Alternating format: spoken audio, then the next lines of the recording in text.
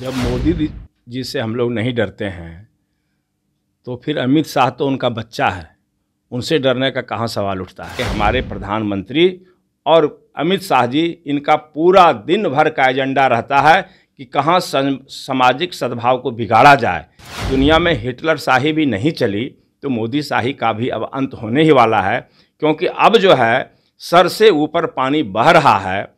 ये अडानी, अगर अडानी बेईमान है तो फिर उसको बचाने के लिए प्रधानमंत्री क्यों है?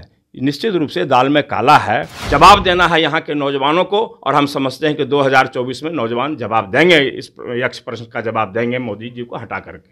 नमस्कार, मेरा नाम प्रेम है और आप लाइव सिटीज देख रहे हैं।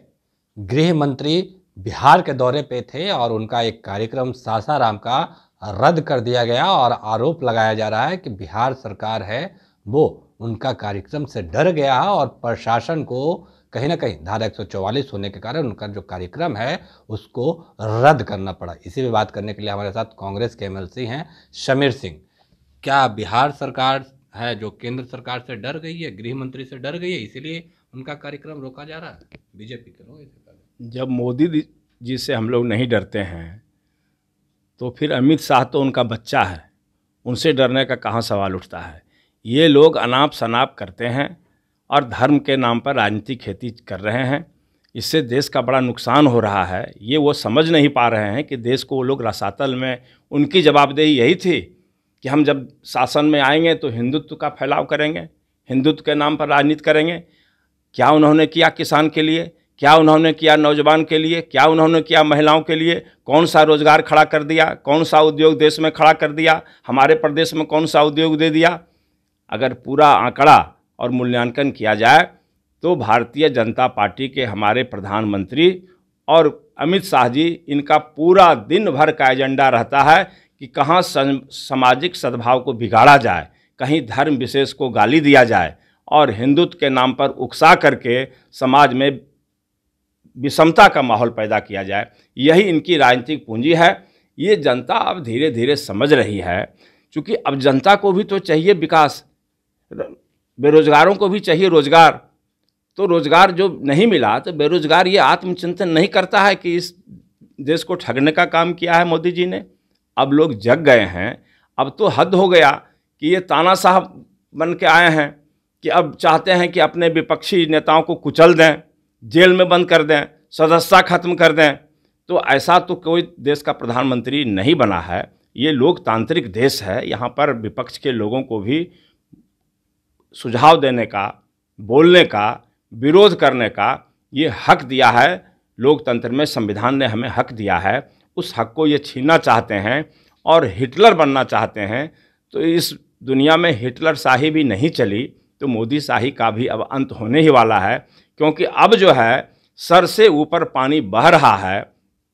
हिंदुत्व का उभार, समाज को तोड़ने का काम, और दूसरी तरफ विरोधी को कुचलने का काम जो इन्होंने शुरू किया है, तो निश्चित रूप से ये दिखलाई पड़ता है कि ये राष्ट्र को रसातल में देना चाहते हैं, राष्ट्र को ख़त्म करना चाहते हैं। राष्ट्र की जो गौरवमय परंपरा है उसको ठेस पहुंचाने का काम कर रहे हैं। हम समझते हैं कि इनकी नीयत जो है ठीक नहीं है। सिर्फ एक भ्रष्टाचारी के लिए वो जो है सो प्रधानमंत्री पद को की भी गरिमा का ख्याल वो नहीं कर रहे हैं।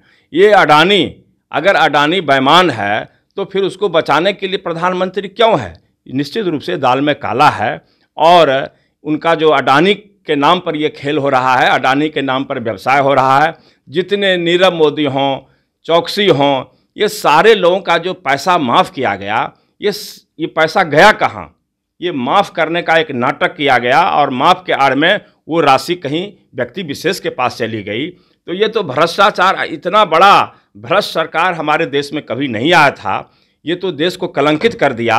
सभी गांधी नेहरू की जो परंपरा थी, जो आदर्श था, अब तो लगता है कि राजनीति में कोई आदर्श नहीं बचेगा, कोई सिद्धांत नहीं बचेगा, और सारे सिद्धांत को इन्होंने ताक पर रख दिया है। अब तो हाहाकार मचा हुआ है पूरे देश में कि अब लोकतंत्र बचेगा कि नहीं बचेगा। यही लोगों के सामने एक प्रश्न है, और इसी यक्ष प्रश्न की चिंता में सारे लोग चाहते हैं और जवाब देना है यहाँ के नौजवानों को, और हम समझते हैं कि 2024 में नौजवान जवाब देंगे, इस यक्ष प्रश्न का जवाब देंगे मोदी जी को हटा करके।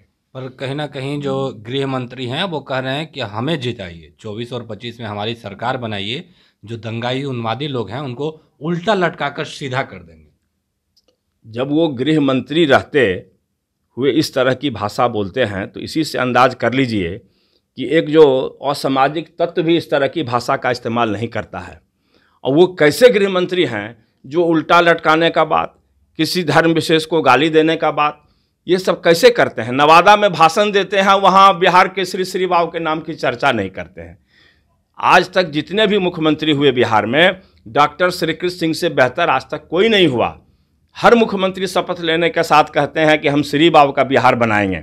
उस श्री बाबू के नाम की चर्चा ये भाजपा के जो गृह मंत्री हैं इन्होंने नहीं लिया क्या तो उल्टा लटका देंगे। तो ये क्या है? ये असामाजिक तत्व अपने आप को गृह मंत्री कहते हैं और असामाजिक तत्व जैसी भाषा का प्रयोग करते हैं। तो ये तो गरिमा के खिलाफ है। और हम समझते हैं कि ये जो मैसेज है पूरे वर्ल्ड में जाएगा कि भारत का गृह मंत्री जो है इतना लो स्तर पर जाकर के बोलता है, भाषण करता है। निश्चित रूप से हमारी जो राजनीति है उसको इन्होंने कलंकित किया है इस भाषा के जरिए। बीजेपी के एक नेता हैं, वो भी कह रहे हैं कि नीतीश कुमार हैं वो बिहार को हिंदू राष्ट्र बनाना मुस्लिम राष्ट्र बनाना चाहते हैं। और उतना ही नहीं, उनका यह भी कहना है कि नीतीश कुमार मुसलमानों के मुख्यमंत्री हैं।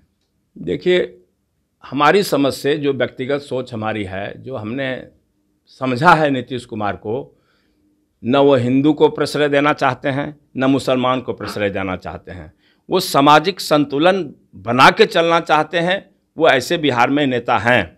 और अगर हिंदूवादी जो लोग हैं, भारतीय जनता पार्टी के लोग, आरएसएस के लोग, अगर इनसे होता और हिंदू के नेता से उनको परहेज होता तो भारतीय जनता पार्टी को अपने सरकार में शामिल नहीं करते, एनडीए में वो नहीं जाते।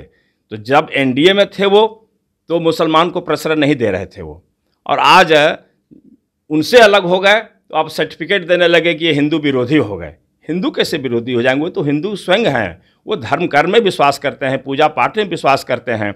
और वो कैसे हिंदू को छोड़ सकते हैं, कैसे मुसलमान को छोड़ सकते हैं? लेकिन उनके अंदर है कि हिंदू की जवाबदेही मेरी है तो मुसलमान को भी संरक्षण देने की जवाबदेही मेरी है, एक मुख्यमंत्री का फर्ज है। तो नीतीश कुमार तो मुख्यमंत्री का फर्ज अदा कर रहे हैं, लेकिन हमारे प्रधानमंत्री और अमित शाह अपने पद का जो फर्ज होना चाहिए था वो अदा नहीं कर रहे हैं, बल्कि समाज को तोड़ने का काम कर रहे हैं। चलिए, ये कांग्रेस के एमएलसी थे समीर सिंह। इनका साफ तौर पर कहना है कि मुख्यमंत्री नीतीश कुमार हैं जो तमाम जाति को, धर्म को लेकर चल रहे हैं, पर गृह मंत्री और अमित शाह का जो काम है, प्रधानमंत्री का जो काम है, वो अपना काम ठीक से नहीं निभा रहे। बाकी की तमाम खबरों के लिए बने रहें लाइव सिटी के साथ। धन्यवाद।